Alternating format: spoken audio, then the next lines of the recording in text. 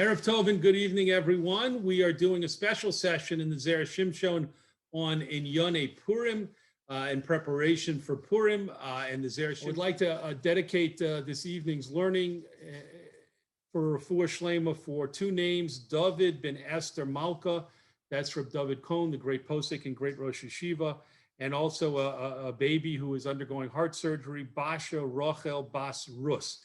So please have those two names in mind for tonight's learning. And the Zera Shimshon has a section on Megillas Esther. We're going to look at Os Tes. We're actually going to do two pieces, God willing, but the first one is Os Tes, section number 9.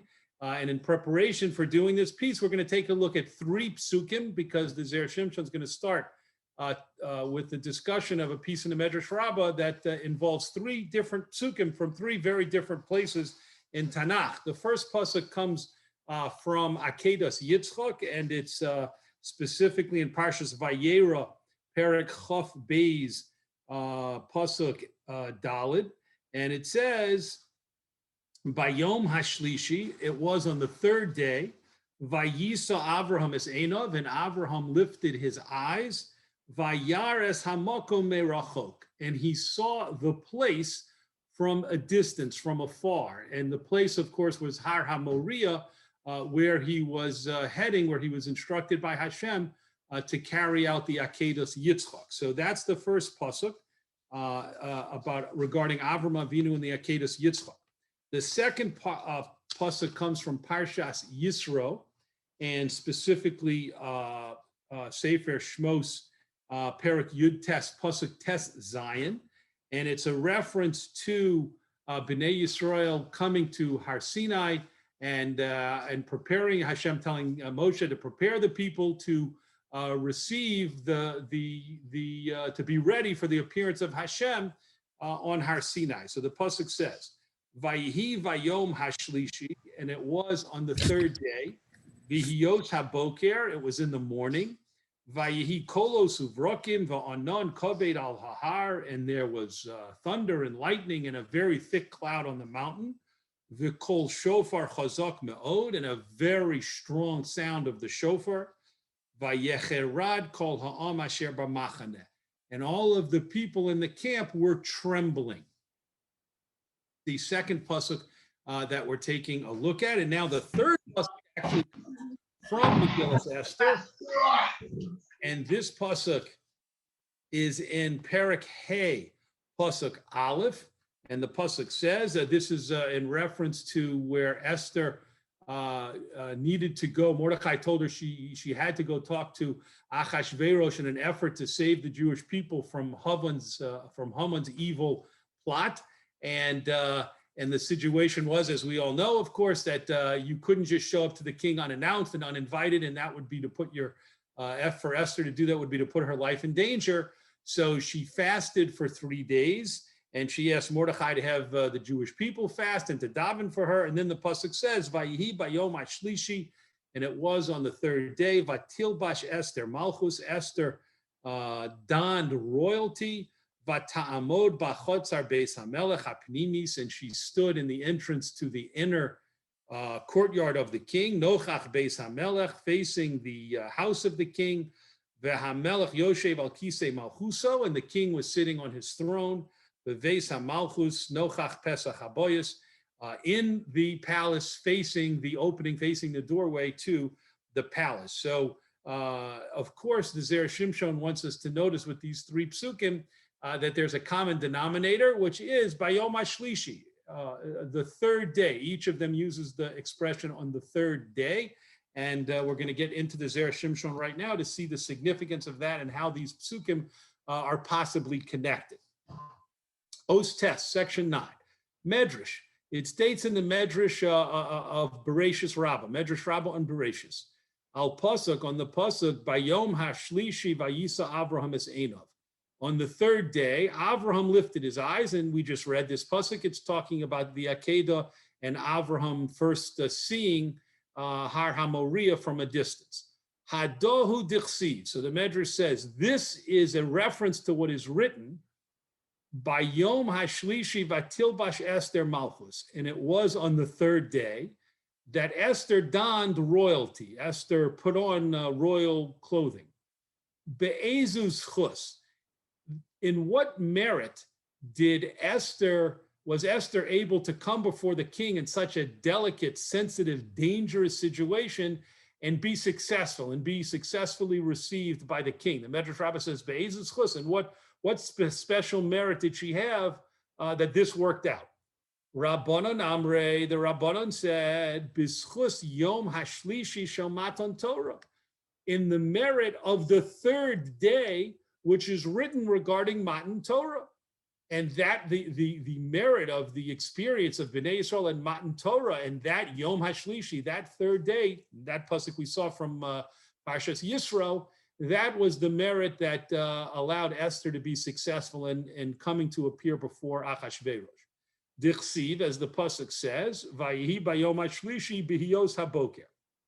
It was on the third day in the morning, and of course that's the pasuk the second pasuk that we saw. But Rabbi Levi Omar, and Rabbi Levi says, B'schuso shel yom hashlishi shel Avraham. It was in the merit of the third day that is used when we're talking about Avram in the Akedah. Dichsiv, as it's written, by Yom Hashlishi, on the third day, by Yisa Avraham es Einov, and Avraham lifted his eyes, Ad Kan Lashono, until here is a quote from the Medrash Rabbah on Bereshis. So we see that there seems to be a machlokes about which of the two psukim we should connect. According to the Rabbanan, we're going to connect the Bayom Hashlishi regarding Esther when she appears in front of Achashverosh, puts her life on the line to save the Jewish people, and she is received by Achashverosh. That pasuk, the Rabbanan say, connected to the Yom Hashlishi, to the Bayom Hashlishi of Matan Torah, of Har Sinai, and the connection is that in the Zechus of the Yom Hashlishi of Matan Torah and the Har Sinai experience, Esther was received by Achashverosh and was successful in her mission. That's what the Rabbanan say. And Rabbi Levi appears to disagree, and he says there is a connection here. There's two psukim to connect, but it's a different connection. Rabbi Levi says connect the pasuk of Esther Bayom Hashlishi and connect it with the pasuk of Bayom Hashlishi regarding Avram Avinu and the Akedah. So we seem to apparently have a machlokes. Are we connecting Esther, the story of Esther, and the Matan Torah experience, or the Akedah? Good, that's the Medrash Rabbah. So the Zera Shimshon says, Kasha, there's a problem. Mahu svaraso shel Rabbi Levi lachlok im Rabbanan. What was Rabbi Levi's thought process? What was his reasoning that caused him to disagree and to argue with the Rabbanan? V'halo schus haTorah hu schusa derabim. The merit of the Har Sinai experience is a merit that's connected to the entire Jewish people. Ubevadai dehu choshev Yoser bischuso shel Avraham. Certainly, it would seem that it is a more important merit than the one of Avram Avinu. We know, of course, that Avram had his 10 tests, his nisyonos, and how important it was, how that he passed each one of them with flying colors, and the Akedah was the ultimate test for Avram Avinu. But ultimately, the Zera Shimshon says Avram Avinu is an individual, whereas Matan Torah and the Klal Yisrael at Har Sinai, this is Zechus Derabim, as he says. This is a merit for the entire Jewish people, and certainly that's more powerful. So why would Rabbi Levi ever disagree with the Rabbanan and say, no, it's not Matan to the schus of Matan Torah, it's the schus of Avram Avinu and walking on his journey to the Akedah? That's the question that he asks. V'tirat hayofet Toar, and the Zera Shimshon brings down the Yofet Toar, who answers, Rabbi Levi rotza lilmod zeh mi b'yom hashlishi shel Avraham, that Rabbi Levi preferred to learn out and to connect the Esther story to the Bayom Hashlishi used by Avraham, lefi shekodem baTorah leBayom Hashlishi shel Matan Torah, because the story about Avram Avinu and the Akedah, of course, comes before. It precedes the story of Bnei Yisrael at Har Sinai. And that's why Rabbi Levi said, I want to go with that pasuk. I want to use the pasuk that comes earlier in the Torah and connect that to Esther, as opposed to using a later pasuk about Har Sinai and connecting that. V'zeh hatirutz eino maspik. And the Zera Shimshon says that answer is not sufficient. There has to be more to it, which of course leads to the Zera Shimshon providing his own answer and filling in the gaps, and that's coming up in the next paragraph. V'nira lomar sheRebbi Levi lo ba lachlok. We can say that Rabbi Levi is not actually coming to argue on the Rabbanan, ela letaretz, but to provide an answer. Masheyesh lahakshos al milsaihu de Rabbanan. What there is to ask on the view of the Rabbanan. So the Zera Shimshon says we will be misunderstanding the Medrash Rabbah if we take it at face value and think there's a machlokes between the Rabbanan and Rabbi Levi, because actually Rabbi Levi is coming to explain, to amplify, and to help us understand better, to clarify the view of the Rabbanan. Shema she'amru heim bizchus yom hashlishi el shel matan Torah, because when the Rabbanan connected the Esther story of appearing before Achashverosh on the third day to the third day that is mentioned regarding Har Sinai, Koshe, this is difficult. Demazchus hu zeh liYisrael, because what merit is being mentioned in the pasuk about the third day when we talk about Har Sinai? Shahare zeha pasuk eno medaber. This pasuk is not talking about Ella shebayom hashlishi hayu kolos uvrakim. The pasuk talks about the thunder and the lightning and the powerful sound of the shofar. It talks about all of these things that happened on the third day, v'chule, etc. V'chol zeh hayemasa shel HaKadosh Baruch Hu v'lo shel Yisrael. And these things mentioned in that pasuk are all things done by Hashem. There's nothing in that pasuk that the Rabbanan quoted that has to do with Klal Yisrael doing anything. Klal Yisrael was experiencing something. Klal Yisrael was witnessing momentous events, but the events were done by HaKadosh Baruch Hu. Ubishlama im haya omer b'schus. It would have made sense if the Rabbanan would have said, it's in the merit of a different pasuk, a few psukim earlier. V'hayu nechonim layom hashlishi. They, the Klal Yisrael, should be prepared on the third day. Nicha, that would have been good. That would have made sense to use that pasuk. Shahaya mashma, because it would have taught us bizchus shehechinu atzmam lekach, that it's the merit of Klal Yisrael preparing so meticulously for the Har Sinai experience. That was the schus that allowed Esther to appear before Achashverosh and be accepted and received by him. That would have made sense. Aval zeba yom hashlishi, but this pasuk that the Rabbanon actually used, eino mare shum schus liYisrael. It doesn't demonstrate any particular schus for actions taken by Klal Yisrael.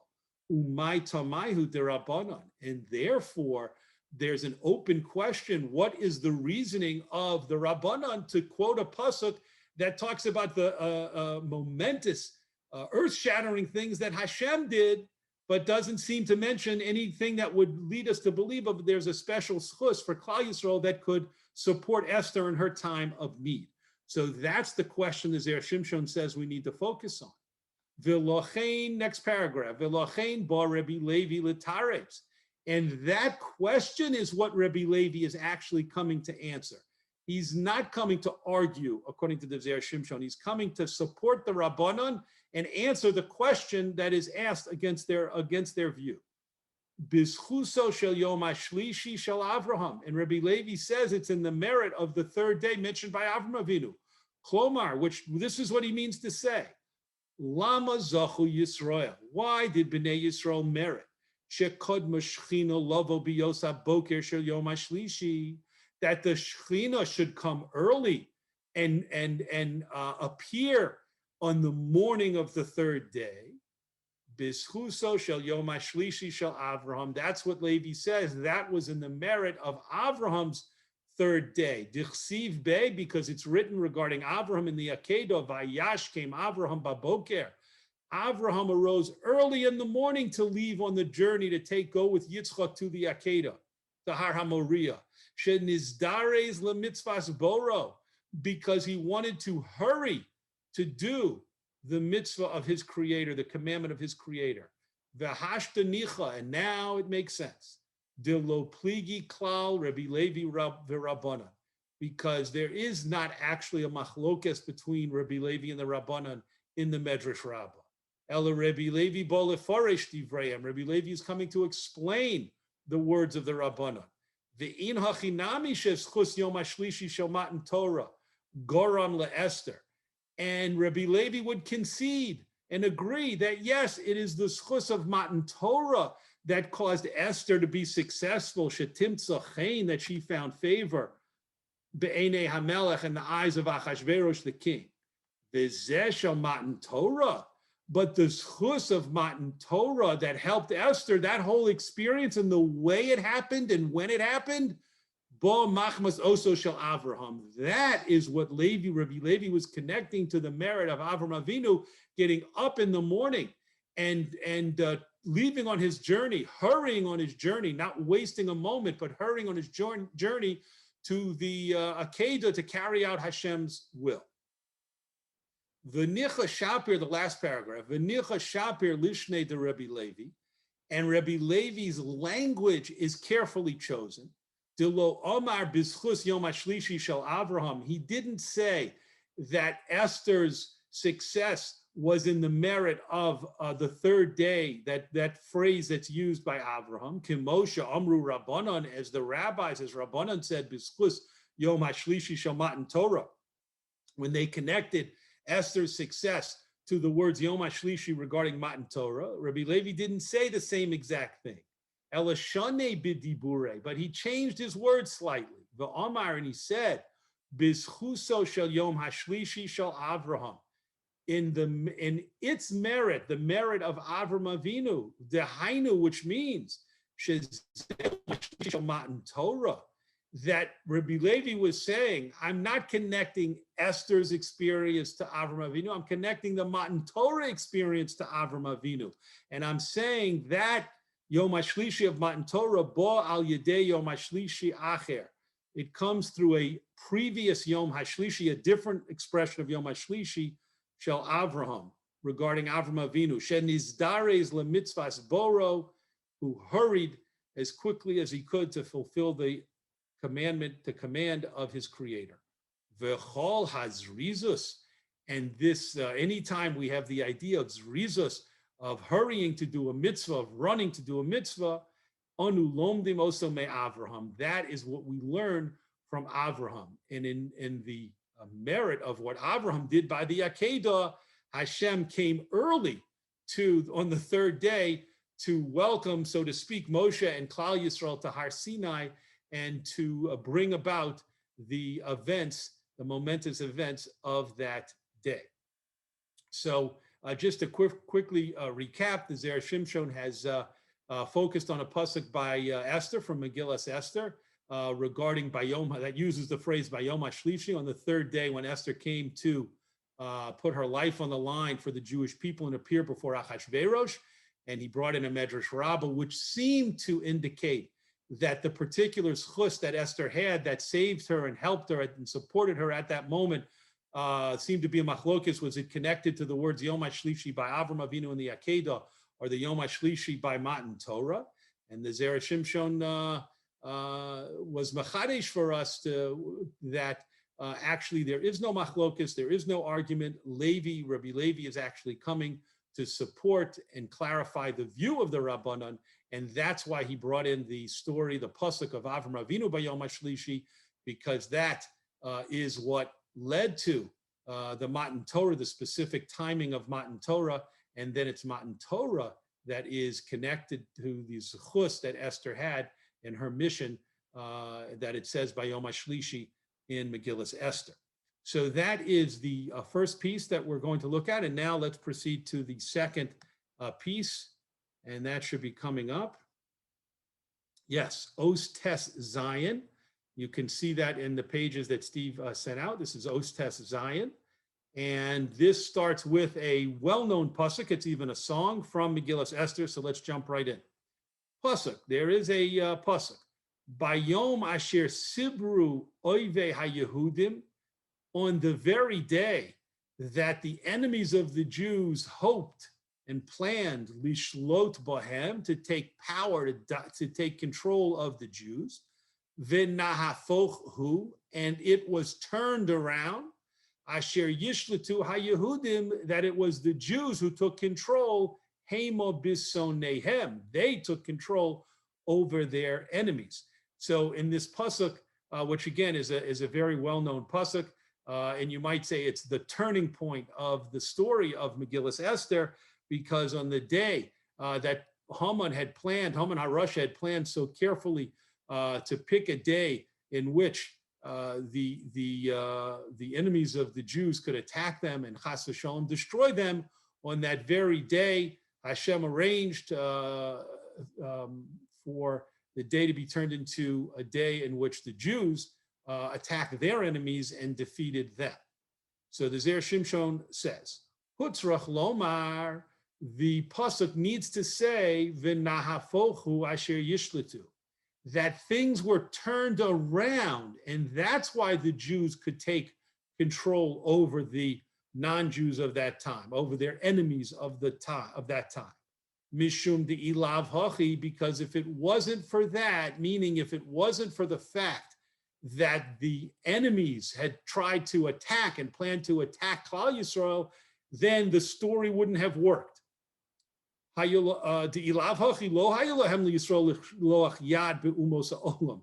it wasn't for the fact that the enemies planned to attack, that Haman and his minions had planned to attack Bnei Yisrael, then the Bnei Yisrael would not have been allowed to attack the Umos Ha'olam, their enemies at that time. But now that in the Purim story, the enemies of Bnei Yisrael were poised to attack them and to destroy them, chas v'shalom, Huter Afli Yisrael, it became permissible for Bnei Yisrael to not only defend themselves, but to go on the attack and to attack their enemies. De Amrinim B'Perek Yud Gimel D'Ksubis, the reason this was necessary is because we say in Masech D'Ksubis, Shlosha Shavuos Halalu Lama. There are 3 psukim that the Gemara over there in Ksubis is talking about from Shir HaShirim, 3 psukim in Shir HaShirim. And in each of the psukim, there is a reference to people being asked to commit to something, to take an oath. The Gemara interprets it as 3 psukim in which an oath is being taken. So these are called the Shlosha Shavuos, the 3 oaths. So the Gemara asks, what are these 3 oaths needed for? What is it what is the impact of these 3 oaths? And the Zera Shimshon is going to only talk about 2 of them right now, because the third one doesn't fit into the discussion.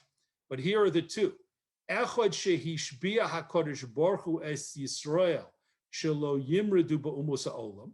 One oath is an oath taken by the Jewish people that they will not, when they are in Golus, when they are in exile, they will not rebel against the non-Jews who control the lands in which the Jews are exiled in. The acher, and the other oath, shehishbia es umos ha'olam, is an oath taken by the non-Jews of the world, shelo yishtabdu b'Yisrael yoser midai, that they will not oppress the Jewish people more than is necessary. Meaning that there's kind of a dual oath that is understood in terms of that applies to the experience of Bnei Yisrael in the Klal Yisrael in Golus. On the one hand, the Jewish people were sent into Golus according to Hashem's decree, and therefore Hashem says, I expect of you, Klal Yisrael, that you will commit yourselves not to revolt against the Umos Ha'olam. I sent you into Golus, which means that you are going to be under the authority of the Umos Ha'olam, and that's my intention and that's my plan, and therefore you should not rebel against them. And on the other hand, Hashem expects of the Umos Ha'olam that yes, they will be in control of Bnei Yisrael, and yes, they will have the upper hand, but they will not oppress the Jews more than is necessary, so to speak, more than is what is needed to fulfill what Hashem viewed as the Golus experience for Klal Yisrael. Ve'isa b'Shulchan Aruch Yoredeya. So the Zera Shimshon says, it states in the Shulchan Aruch Yoredeya, Shnayim shenishbu lasos davar echad. If two people take an oath to carry out a certain act, to do something together, ve'ovar echad mehem al hashvua, and one of them transgresses on the oath, meaning does not carry out his or her part of the commitment, hasheni potter, the second one is exempt, ve'ein tzorach haTorah, and does not need any particular dispensation or rabbinic involvement in breaking annulling the oath, but rather can be free to do whatever he or she wants to do without worrying about the commitment that was made. So if two people make a commitment I'll give you an example in a moment from the Zera Shimshon is going to bring the beginning of an example from the Shulchan Aruch itself. But in general, the Shulchan Aruch is saying if two people make an oath to each other and each of them is supposed to do something and carry something out, well, if the time comes and one of the parties is ready to do it and the other party doesn't show up and doesn't carry out his or her part of the commitment, then the second person is freed from any from the oath and from any commitment because the first person's actions of breaking it have nullified it. And the quote from the Shulchan Aruch continues: "Lefikach ish va'isha." Therefore, if there is a man and a woman, v'chule, etc., and what's being referred to there in the Shulchan Aruch, the case that he talks about is a man and a woman have a shidduch, and they make an agreement to marry on a certain date, and they commit themselves. They take oaths or nadar. They commit themselves in a halachic way to do so. If one of the parties doesn't show up at that time and doesn't follow through, then the other party is completely freed without even needing any kind of hatar, without needing any type of dispensation. The other party is totally freed and can now go and marry a totally different person. And the Shulchan Aruch says the first person, however, who didn't show up and who broke the oath is not free until the second person marries. And once that happens, then the first person can also marry. But they're actually bound by the oath and their commitment to the second person until the second person it goes and marries, and then that eliminates everything in terms of the commitment, and the first person is then allowed to marry as well. Ve'af kan, the Zera Shimshon says, so too here, Mikre she Yisrael ve'ha'umos nishba'u zeh lezeh. It is considered, based on this Gemara in Masechta Ksubas, that the Jews and the nations of the world took an oath to each other. That's what the Gemara is teaching us, that it is considered as if that event took place. Ve'hashta she'avru ha'umos al shvuasam.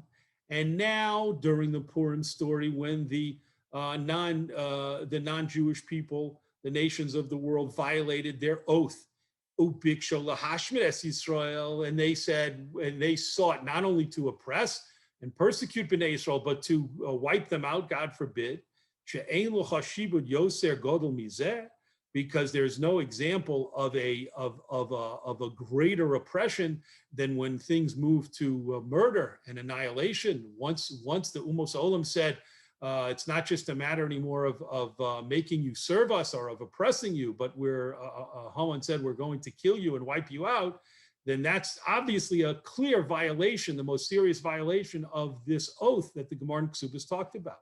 Gam hasheni potter. So then the other side, the second side, meaning Klal Yisrael, is exempt. Ve'ein tzarach hatara, and they needed no further action or dispensation. Klomar, this means to say, she Yisrael mutarim lehargam. This meant that the Jewish people were permitted to attack their enemies and kill them. Ve'enom bechlal hashvua, and they no longer were bound and included in the oath, shelo yimredu ba'umos ha'olam, not to rebel against the umos ha'olam. So the Zera Shimshon here was obviously bothered by the fact that the Bnei Yisrael, the Klal Yisrael, at the time of the Purim story, went on the offensive and attacked their enemies. And hypothetically, one might have thought that was a violation of the oath that the Gemara in Ksubas talks about, that Klal Yisrael is not allowed to rebel against and attack their enemies when they're in Golus. So he said the Megillas Esther itself, when it talks about v'nahafochu, is answering the question, because it didn't have to talk about the fact that that Klal Yisrael attacked their enemies on the very same day that their enemies were planning to destroy them. It didn't have to say that. It didn't have to spell it out that way. So the Zera Shimshon says it spelled it out that way to answer this question that we might have had about coming from the oaths talked about in the Gemara in Ksubas. And it's telling us dafka, because the enemies were planning to attack the Jews and annihilate them, God forbid. That is why the Bnei Yisrael was freed from the oath that is talked about, that is articulated in Masechta Ksubas, and they were able to attack their enemies, to save themselves, and to go on the offensive and destroy their enemies. Yasher koach to everyone for participating in the learning and getting a taste of what's coming up, which we're all excited about coming up on Purim itself, when we read the Megillas Esther not just once, but twice. And we celebrate in every way we can, every permissible way that we can. And we look forward, God willing, to this Sunday night when we continue in the Zera Shimshon on the next part.